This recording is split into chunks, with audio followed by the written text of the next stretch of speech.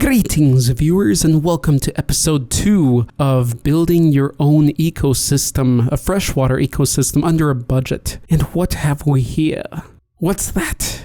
Are those eggs? Okay, I think we've gotten a bit ahead of ourselves. Let's see where it all started and let's see what happened since last update. Well, it's been less than a month. During our first update, we set everything up. We bought the plant, we bought the gravel, we filled the tank with water, and we caught some microscopic wildlife as well. But Monsterites, what you do not know, or most of you at least, is that in the following week, let's see, we started this ecosystem on the 1st of July, and by the 8th, I had 3 crayfish, or freshwater lobsters, die. That's right, Monsterites. What happened is I caught 3 little lobsters, locally known as crawdads. They were youngsters, and along with them I caught some more scuds. Ah, the scuds. But anyway, so what happened is I had the lobsters for a few days, but there were 2 major problems. One, I didn't have much of a hiding spot for them. To be honest, by the point that I'd add something like that, I was hoping there would be more shelter created by the plants themselves, but there wasn't. And the second negative,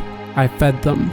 And not just that, I overfed them big time. I have an old canister of fish flakes left over. Actually, it's still almost full. And so after I broke down a tiny pinch of these flakes onto the water, I went to tighten the canister, and it's one of those canisters that do not tighten. Once they hit a threshold of tight, they basically loosen up again, and then you just keep tightening again until you hit that point. So therefore, you can never really tighten it to the point where it's really hard to open, because it'll just click over and it'll restart the spiral for the lid.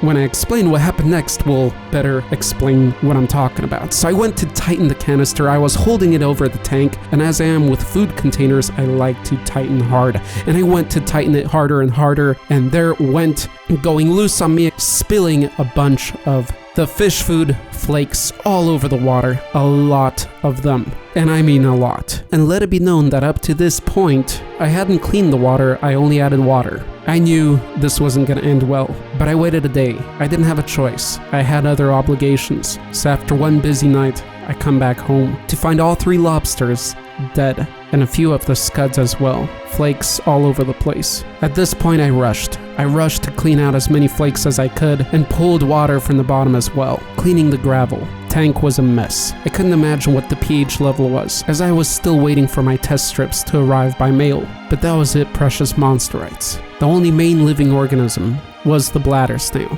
the pond snail I had caught, along with those long plants and the other scuds. But lo and behold, another stranger appeared.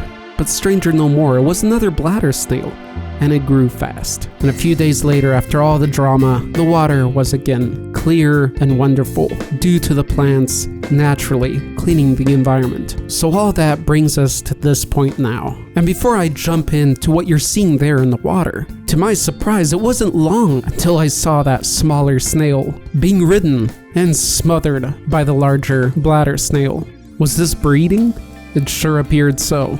But I was surprised that this early in its life stage, it could already get impregnated.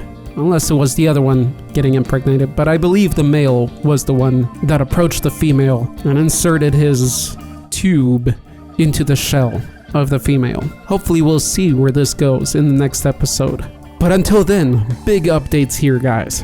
Not only were the plants growing beautifully, those long-stemmed plants, the wild ones that I gathered, just keep going. They have no end to them. Once they hit the top of the water, they face back down and continue to grow until they form another loop and reach the water's edge again. The plant that I had bought has grown roughly 3 more visible leaves, and this no fishing sign that I put in, well, it got clean, because when I picked it out, mind you, I've had this thing for years, and it was covered in algae, dried old algae, but when I put it back in the water, that algae seemed to come back to life, and it was greener than ever. But soon after, when the water cleared and the snails were happy, all that algae was gone. But you know what else was gone? The roots, the little stem roots of the duckweed. I had now realized why the duckweed was turning yellow and withering away. The snails were eating the roots. Time to gather more, because I love me duckweed. But what else has happened? I stopped by the local pet store to pick up some minnows. Those are those 2 fish that you see. Originally I just wanted 1 because of the amount of ammonia that they will produce when they excrete.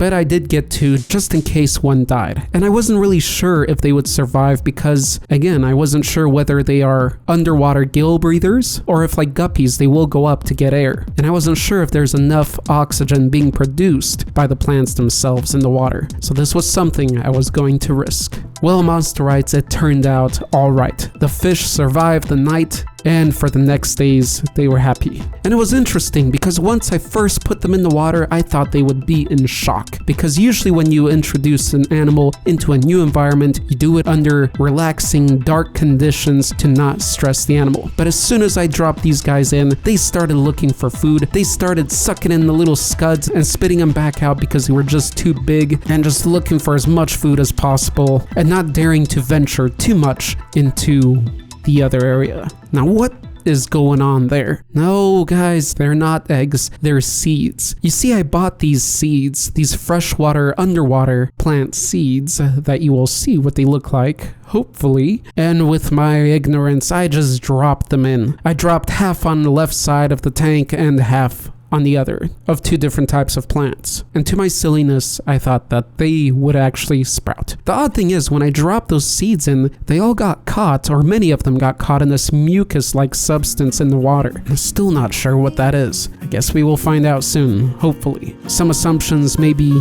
that they may have been created by the scuds for protection of their eggs, or created by the snails for the same reason, or as travel paths, but I'm not sure, and those seeds got stuck there, and it is looking pretty messy here. Oh, and another thing I forgot to mention that I added, this algae ball here.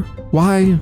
Because why not? Provides a little bit of shelter for the scuds, a little bit more oxygen, a little bit more liveliness, and probably a bit more nutrition for everybody in the ecosystem. So the minnows were happy, the snails are obviously happy, or at least one of them is. Just when I had lost all hope and plans of filming this next installment of this ecosystem on a budget, I was thinking I would clean up the seeds, gather them out, and plant them in another way outside of the tank that I had researched. But you know what I noticed? Look at that, guys. Look at that, Monsterites. Have a close look. They have germinated. They are starting to sprout. Those are roots. At least I see it from the small seeds, the small round ones, but not the other ones, not the elongated ones, not yet. But these ones, these little round ones, are showing roots. And look at that, isn't that so crazy? They're all over the place and they're already sprouting. I really am excited to see where this is gonna go, and I hope you guys are too. But there's one more newcomer. The one I was the most excited about, and I was not planning on adding them yet. A snail I actually bought. A nerite snail, a horned nerite snail. Now these guys look cool. They got yellow and black bands across their shell, along with, well, horns. It's still a young one, as that's what I preferred, considering the tank size and the testing we're going through here. But what a lovely snail it is. I look forward to seeing him thrive and growing to his full potential, or hers. But excited as I was for this snail, I realized it wasn't all that entertaining. Because you see, Monsterites, this snail was not an air breather. In other words, it has gills. This snail can stay at the bottom for as long as it wants, and it moves very slow. I will see it in 1 to 2 hours in a single small area. The bladder snails, the wild caught ones, now those are quite a bit different, and to be honest, they are just entertaining to watch because they are on the move 24/7. They require air to breathe, so they will not stay at the bottom for too long of periods. What they will do is they will go on the tank's edge, down and up all day, feeding on everything it crosses on. And you know what they will do if they're at the bottom of the tank and they want some more air? They fly up. That's right, who said snails can't swim? Or water snails. But that's what they do. They stretch out and it looks like they're just slowly sliding upwards on an invisible path. And so they allow themselves to float up while also moving toward the surface of the water. Once they reach that point, they turn up against it and ride the surface of the water from the bottom. I don't know if you guys have ever seen that, but it is a cool thing to see. Snails not slithering on top of the water, but rather on the underneath part of the water's edge. So basically, when you look down at the water, you see the bottom of the snail and its mouth as it's moving and feeding. It's a really cool sight as they travel upside down until whenever they feel like either dropping or sliding down the tank's edge. What freedom they have in their maneuverability. I'll tell you what, it's not the worst thing to be a snail. But I think I will end this little vlog or happenings of this little ecosystem of just add water, as it does evaporate. The final note of entertainment I would like to add is a shout out to, once again, the scuds, because these guys are just fun. If you guys ever start a little fish tank or any freshwater environment of some sort, get some scuds. Go out to your local river, pond, pull some algae in. You may want to put all of your gatherings through a little cleansing system so that you don't bring any bad bacteria or creatures into your tank, but then place those guys in because you're gonna enjoy them. They really liven things up. They're like a bunch of drunk bumper car drivers. That's basically what they are. Because when they're young, you see, they swim really fast and accurately. But the older they get and the bigger they get, and they don't get that big, they just look funny. They will bump into things. They will go full speed at something, bump into it, and just bump off and go the other direction. They look like they're drunk. They look like they're blind most of the time. They'll grab something like a leaf at the top of the water's edge and just fall with it. One of the fishes will grab it in its mouth and it'll scurry out of the mouth and go either into the rocks or keep bouncing about the aquarium. They're just fun to watch. So shout out to these little crustaceans, the scuds,